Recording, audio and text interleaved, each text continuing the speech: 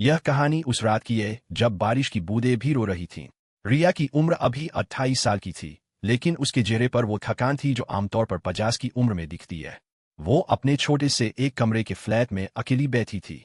सामने टेबल पर एक पुरानी तस्वीर पड़ी थी। उसमें वो, उसकी माँ और छोटा भाई अंशु तीनों हंस रहे थे।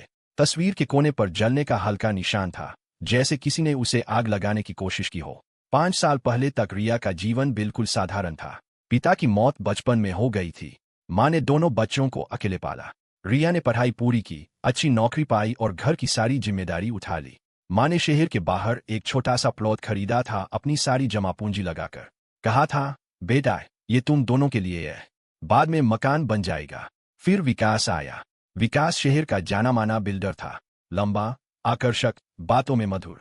उसने रिया से मुलाकात एक दोस्त की पार्टी में की। कुछ ही मुलाकातों में उसने रिया को अपना बना लिया।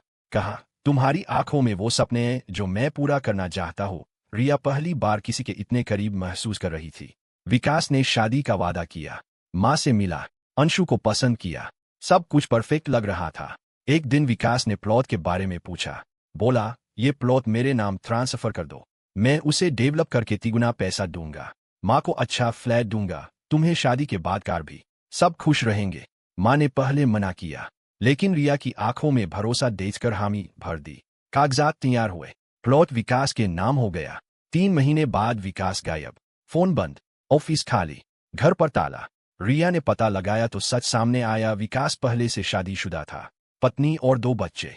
प्लॉट पर अब एक बड़ा कमर्शियल कॉम्प्लेक्स बन रहा था। माँ ने ये सदमा सहन नहीं किया।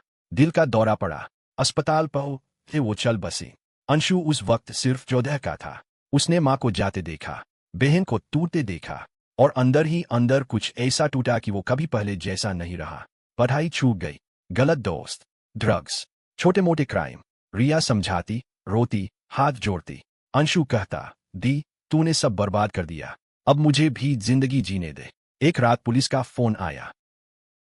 अंशु किसी गैंग के साथ था। पुलिस से भागते हुए ट्रक से टकरा गया। अस्पताल में डॉक्टर ने कहा, बहुत देर हो चुकी। रिया ने आखिरी बार भाई का हाथ थामा। अंशु ने हल्के से मुस्कुराने की कोशिश की और बोला, दी, माफ करना, मैं माँ के पास जा रहा हूँ, तुम मजबूत रहना। और वो हमेशा के लिए चुप हो गया। उस दिन रिया ने रोना छोड़ दिया। उसके अंदर का दर्द अब आग बन चुका था। वो समझ गई, रोने और शिकायत करने से कुछ नहीं होता। विकास अब शहर का बड़ा नाम था, करोड़ों की प्रॉपर्टी। नेता उसके साथ फोटो खिंचवाते। पुलिस उसका नाम सुनकर सलाम ठोकती। रिया ने नौकरी छोड़ दी, एक छोटी प्राइवेट इन्वेस्टिगेशन एजेंसी ज्वाइन की। दिन रात मेहनत, कंप्यूटर सीखा, डिजिटल फोरेंसिक्स, लोगों से बातें, सबूत जुटाना। 3 साल लगे। उसने विकास के हर काले धंधे का हिसाब रखा। फर्जी लोन, जमीन हड़पना, रिश्वत, मनी लॉन्ड्रिंग, एक लड़की के साथ रेप का केस जिसे पैसों से दबाया गया। ऑडियो, वीडियो, बैंक स्टेटमेंट, गवाह, सब इकट्ठा कर लिया। फिर एक रात उसने सब कुछ रिलीज कर दिया। एक बड़े न्यूज चैनल को, ट्विटर पर, पुलिस कमिश्नर को, एड को, इनकम टैक्स को। सुबह होते होते विकास का नाम हर जगह छाया था। उसकी पत्नी बच्चों को लेकर चली गई, पार्टनर पीछे हट गए, बैंक अकाउंट फ्रीज, कॉम्प्लेक्स की काम रुक गया। पुलिस आई, विकास को गिरफ्तार किया। कोर्ट में सजा सुनते वक्त वो रिया को देखकर चिल्लाया, तूने मुझे बर्बाद कर दिया, तुझे क्या मिला? रिया शांत स्वर में बोली, मुझे कुछ नहीं मिला विकास, मैंने सिर्फ वापस लिया जो तूने छीना था।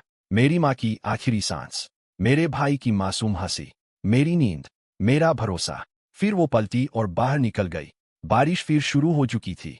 रिया ने आसमान की तरफ देखा। पहली बार कई सालों बाद उसे लगा कि वो सचमुच सांस ले रही है। नफरत खत्म नहीं हुई थी, बस अब वो उसे कंट्रोल कर रही थी, न कि वो उसे। वो चल पड़ी, अकेली, लेकिन आजाद।